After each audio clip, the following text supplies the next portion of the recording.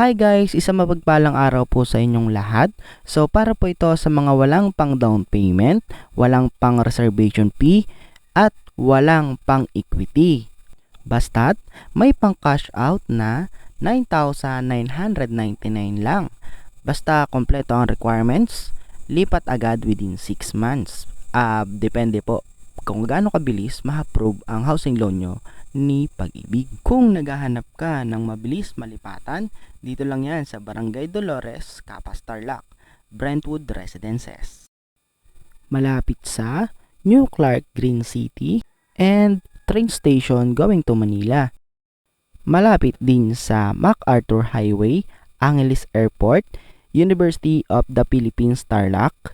Napakagandang mag-invest dito dahil sa presyo ng ating property ay magsisimula sa 675,000 lang up to 950,000. So, magkano ba siya per month?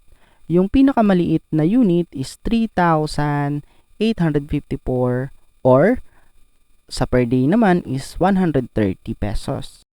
At yung pinakamalaking unit naman natin ay 6,250 lang per month or 210 pesos per day.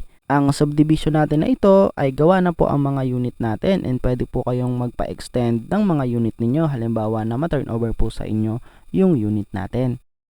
Maganda pong manirahan dito sa Capas Tarlac dahil mabilis lang ang biyahe kung galing kang Maynila. And ang kinagandahan po nito, malapit po tayo sa mga fast food chain natin tulad ng Jollibee, Mang Inasal, McDonald's. Para po sa inyong kaalaman, dalawang klase po ng unit ang ating ino-offer dito kay Brentwood Residences. Isa pong socialized townhouse and townhouse.